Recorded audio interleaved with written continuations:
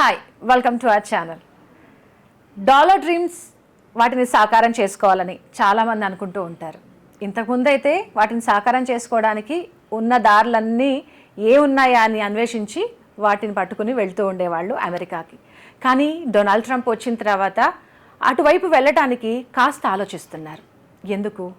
అనేక కారణాలు ఉన్నా డొనాల్డ్ ట్రంప్ ఎన్నికల ముందుగా ఏదైతే చెప్పారో గ్రీన్ కార్డ్ విషయంలో ఆయన అనుకున్నది చేసి చూపించాడు. మరి ఈ గ్రీన్ కార్డ్ అంత అవసరమా? గ్రీన్ కార్డ్ రావాలి అంటే ఏం చేయాలి? ఈ విషయాలన్నీ మనకు వివరించడానికి నాతో ఉన్నారు అడ్వకేట్ ఆదిత్య మల్లెల. ఆయనతో మాట్లాడి మరిన్ని విషయాలు తెలుసుకుందాం. హలో అండి. హలో అండి, welcome to our channel. Donald Trump ఏదైతే చెప్పారో అది చేసి చూపించారు. అనేక వీసాల విషయంలో అనేక అడ్డంకులు ఉన్నా కూడా మెయిన్గా ఫోకస్ అయింది మాత్రం గ్రీన్ కార్డ్. గ్రీన్ కార్డ్ విషయంలో ఆయన ఏదైతే చెప్పారో అది చేసి చూపించిన తర్వాత అంతా భయపడిపోయారు. గ్రీన్ కార్డ్ అనేది అంత ఇంపార్టెంటా యుఎస్లో ఉన్న వాళ్ళకి? సో డాలర్ డ్రీమ్స్ అనేది మీరు మెన్షన్ చేశారు. సో అందరికీ మోటివేటింగ్ థింగ్ ఏంటంటే యుఎస్ మైగ్రేట్ అవ్వాలన్నా, సో అబ్రాడ్ వెళ్ళాలి అన్నా వాళ్ళకి ఏంటంటే కన్వర్షన్ అనమాట మెయిన్గా. సో ఆ డాలర్ డ్రీమ్ అనేది చాలా మోటివేటింగ్. సో డాలర్ డ్రీమ్ అనగానే వాళ్ళ ఫైనల్ డెస్టినేషన్ ఏంటంటే గ్రీన్ కార్డ్ తెచ్చుకుంటాం. ఎప్పుడైతే గ్రీన్ కార్డ్ తెచ్చుకున్నారో యుఎస్లో సెటిల్ అయినట్టు భావిస్తారు అనమాట ఎవరైనా. సో సెటిల్మెంట్కి చాలా మార్గాలు ఉన్నాయి. సో ఏ మార్గాలు ఉన్నా కూడా మనల్ని కన్వెన్షనల్గా స్టూడెంట్ వీసాల ద్వారా కానీ వర్క్ వీసాల ద్వారా కానీ ఆ పాత్ని తీసుకొని ఫర్దర్గా గ్రీన్ కార్డ్ తెచ్చుకోవడానికి ప్రయత్నిస్తున్నారు.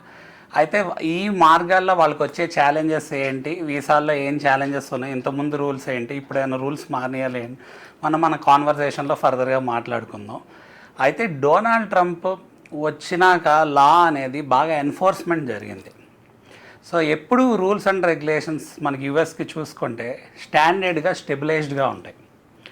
సో నిజంగా మాట్లాడుకుంటే రూల్స్ రెగ్యులేషన్స్ లా ఏమన్నా బాగా మారిపోయినాయా అంటే లేదు అనుకోవాలి. సో ఎందుకు అంటే ఏవైతే rules and laws and regulations ఉన్నాయో అవి ఎప్పటి నుంచి యూఎస్లో ఏవైతే స్టాండర్డ్గా ఉన్నాయో అవే ఉన్నాయి. బట్ దాంట్లో ఇక్కడ వచ్చే కన్సర్న్ ఏంటంటే convenience, misusing of the law, convenience to do whatever act is convenient for us. So ఏమైంది అంటే చాలామంది అక్కడ మైగ్రేట్ అయిన వాళ్ళు మనకి వీసా డైనమిక్స్ ఏంటి, వీసా ఏం చెప్తుంది, వీసా గురించి అవేర్నెస్ గురించి పెంచుకుంటాం మానేసి ఎంతసేపటికి వాళ్ళ కన్వీనియన్స్ ఏంటి, లేకపోతే అక్కడ మనకి ఏదన్నా ఉన్న ఫ్రీడమ్ని ఎలా మిస్యూజ్ చేసి ఎక్స్ప్లాయిట్ చేయడం జరిగిందో వాటి మీద ఇప్పుడు వచ్చిన ఎవరైతే రూలింగ్ డొనాల్డ్ ట్రంప్ ఉన్నారో ఆయన రూల్స్ అండ్ రెగ్యులేషన్స్ ఎప్పుడైతే బాగా ఎన్ఫోర్స్మెంట్లోకి తీసుకొచ్చి అప్లై చేస్తున్నారో దానివల్ల ఈ ఎన్ఫోర్స్మెంట్ వల్ల వాళ్ళకి అక్కడ ఫ్రీడమ్ అనేది కోల్పోతున్నారు. సో ఫ్రీడమ్ అనేది యూజువల్గా ఎవరైనా ఎప్పుడు కోల్పోతామంటే ఉన్న రూల్స్ని, లాస్ని, రెగ్యులేషన్స్ని ఉన్న వాటిల్ని మనం మిస్యూజ్ చేస్తున్నప్పుడు, లేకపోతే మన కన్వీనియన్స్ కోసం మనం ఒక పాత్ని ఎంచుకొని వేరే వాళ్ళు చేస్తున్నారు, మనం చేస్తే తప్పేంటి, లేకపోతే ఎవరు మన క్వశ్చన్ చేసే సిచ్యువేషన్ లేదు, మనం ఏదైనా చేసుకోవచ్చు అన్న ఉద్దేశంలో చేసుకుంటా వెళ్తే ఎప్పుడో ఒక టైంలో ఈ థింగ్స్ అన్నీ బయటకు వస్తాం జరిగిద్ది. అలానే దాని మీద మోర్ ఎన్ఫోర్స్మెంట్ అని జరిగిద్ది. సో ఇప్పుడు జరుగుతుంది కూడా అదే సినారియో అనమాట. సో మన వాళ్ళు ఎవరైతే కన్వెన్షనల్గా స్టూడెంట్ వీసా మీద వెళ్తారో స్టూడెంట్ వీసా డైనమిక్స్ ఏం చెప్తున్నాయి అంటే మీరు out side of the campus డెఫినెట్గా జాబ్ అయితే చేయకూడదు యుఎస్కి F1 స్టూడెంట్ మీద వెళ్తుంటే. So on campus 20 hours job చేసుకోవచ్చు. ఓకే, సో ఆన్ క్యాంపస్లో కూడా వాళ్ళకి ఏంటంటే ఇబ్బందులు ఉంటాయి. అంటే ఒకసారి జాబ్ తెచ్చుకుంటాం కూడా ఇబ్బంది ఉండొచ్చు, ప్లస్ టెక్నికల్గా కూడా కొన్ని ఇబ్బందులు వస్తాయి. అంటే టెక్నికల్ జాబ్స్ తెచ్చుకునే దగ్గర మన students most of the time ఎలాంటి ఆలోచనలో యుఎస్ వెళ్తున్నారు అంటే కేవలం వెళ్ళిన ఫస్ట్ డే దగ్గర నుంచి మనం డాలర్స్ ఎర్న్ చేసేసుకోవచ్చు. సో యుఎస్ వెళ్తేనే సెటిల్ అయిపోయాము అన్న ఉద్దేశంలో వెళ్ళిపోతున్నారు.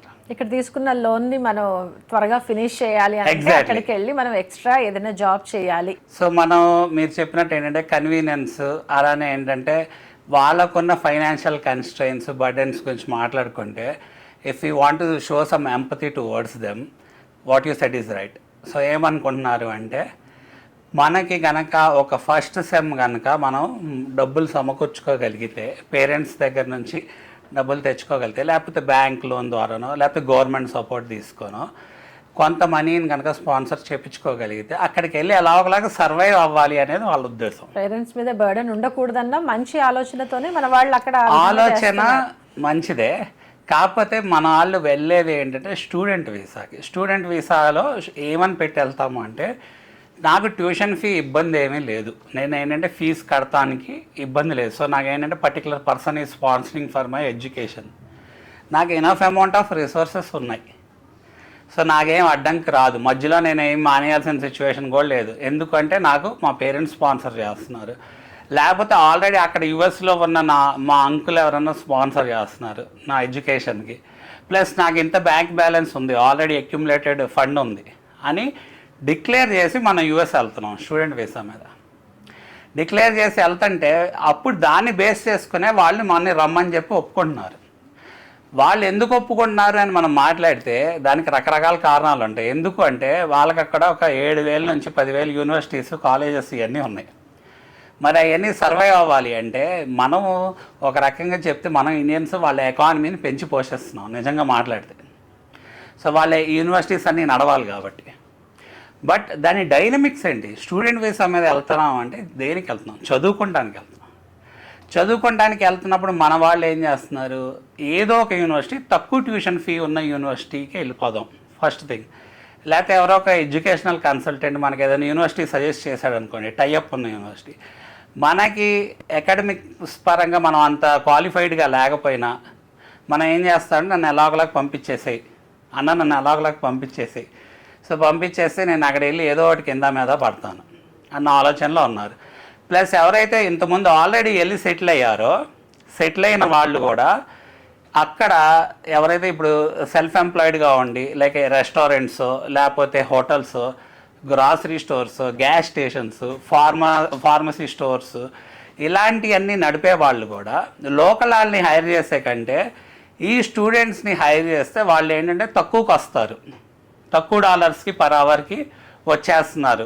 లైక్ ఏంటంటే వాళ్ళకి అక్కడ $15 ఇవ్వాల్సింది వీళ్ళకి ఏంటంటే $8 to $12 ఇస్తే చాలు అన్న ఉద్దేశంతో $2 వస్తారు, ఎక్కువసేపు పని చేస్తారు, ఎక్కువసేపు పని చేస్తున్నా మళ్ళీ అవర్లీ పే చేయాల్సిందే ఎలా అయినా. బట్ ఏంటంటే కన్వీనియన్స్ ఆఫ్ కమ్యూనికేషన్ అనేది ఉంటుంది. సో కన్వీనియన్స్ ఆఫ్ కమ్యూనికేషన్ ఉన్నప్పుడు ప్లస్ ఏంటంటే మన రిలేటివ్ రెఫరెన్స్ అని చెప్పి ఎవరి కన్వీనియన్స్ వాళ్ళు చూసుకున్నారు. బట్ స్టూడెంట్ వీసా మీద డెఫినెట్గా అక్కడ లీగల్గా out side of the campus మనం వర్క్ చేయకూడదు. మనం వర్క్ చేసేది ఏంటంటే ఓన్లీ 20 hours మాత్రమే వర్క్ చేయాలి, అది ఆన్ క్యాంపస్ మాత్రమే వర్క్ చేయాలి, ఆఫ్ క్యాంపస్ అయితే వర్క్ చేయడానికి లేదు స్టూడెంట్ వీసా మీద.